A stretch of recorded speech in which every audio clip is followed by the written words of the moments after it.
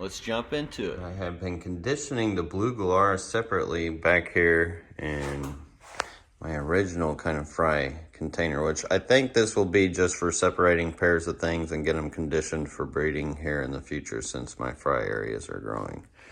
I did get him back added into this tank here. Looks like he's already shown interest in here.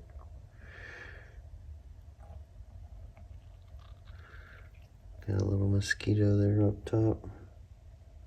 Tried to get me. There's also a bunch of Daphne in here for him to eat on.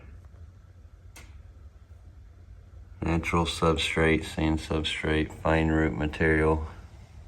Just kind of like peat moss, but not quite.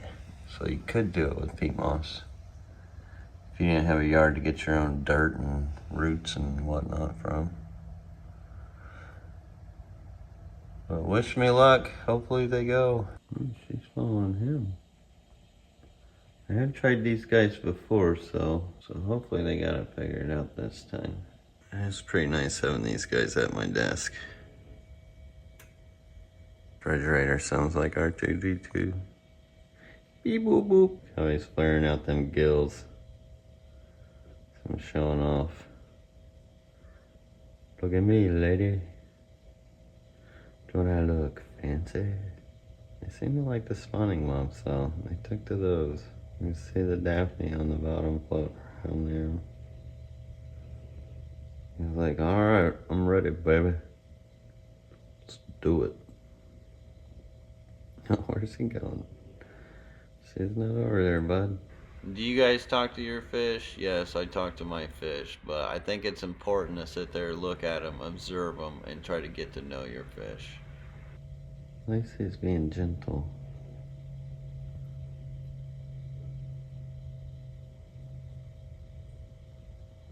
Big player.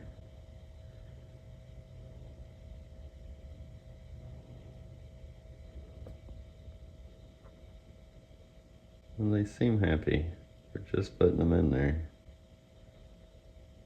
That's good. And a big reason why it's important to watch these guys is because they're kind of like betta fish. When it comes to mating, they can sometimes beat each other up, and that's the last thing you want to find is one of them dead, especially when they're a rare fish.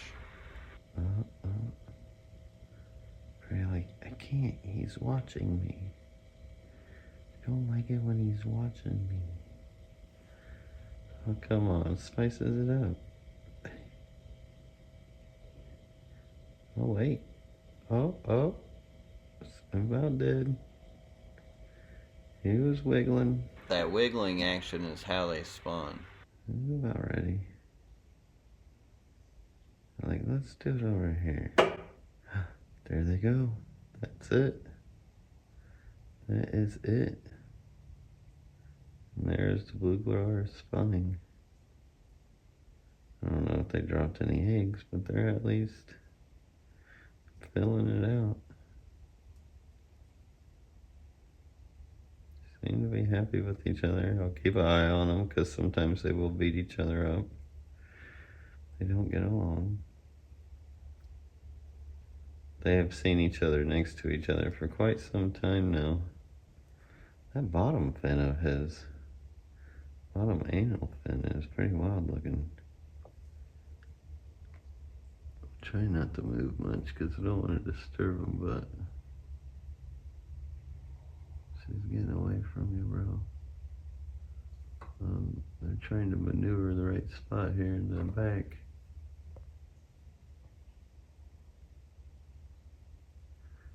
I think she's down with it.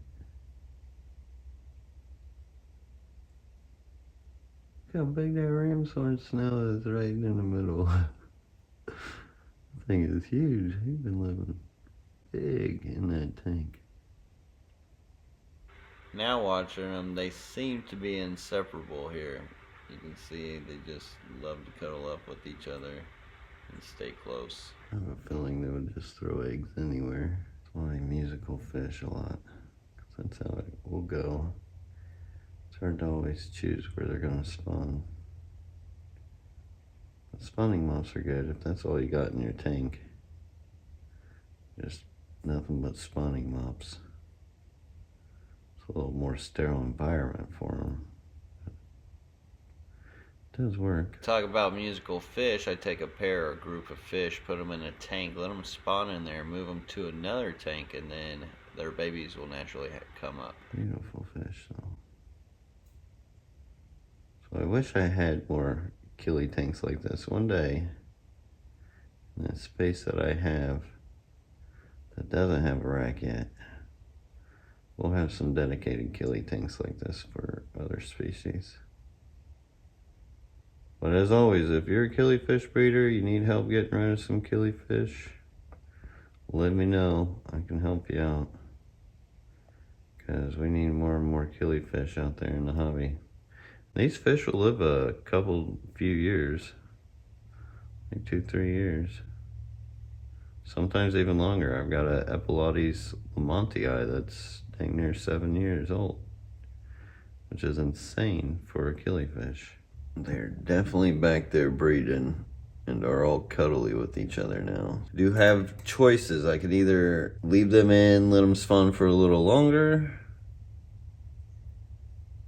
or I can grab the mops, collect the eggs, put them in their own separate container, and then keep breeding them, feeding them heavy.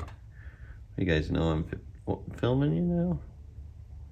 They've been going at it back there, so hopefully should be some eggs. I'll probably check the mop, see how it's doing, either today or tomorrow. Maybe you should probably just do it after. I don't know. It's always a tough decision because they could predate on them. They are kind of sticky, so they're not always easy for them to eat. And I do have videos on how I pick the eggs. I've done it way back in the past. But being here at my desk, this allows me to actually visually watch them. And yeah, I mean, really, I could take them out of the tank too, but I would have to wait so long for the eggs to hatch. Then they would have to be back to wherever. Let me just grab the mops since they're actually breeding in them. Always a tough decision. It just start raining outside too, so that always helps with spawning. Oh boy, ain't as vigorous now. Starting to look a little spent. Clearing out now, sun is setting. They're still at it. I like that sunshine.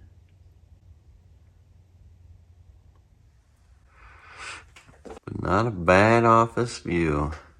You're literally just staring into the sun. Like, oh. Oh, they're probably like, I'm blind. Stay with me, Jack. I need you. Where are you, Jack? I'm here, baby. Don't worry. Alright, we're gonna let them do their thing here. Quit bothering them. Thank you all for watching. Till next time. They're getting rowdy back there. Hit that subscribe button if you haven't. I'll see you on the next one. Boy.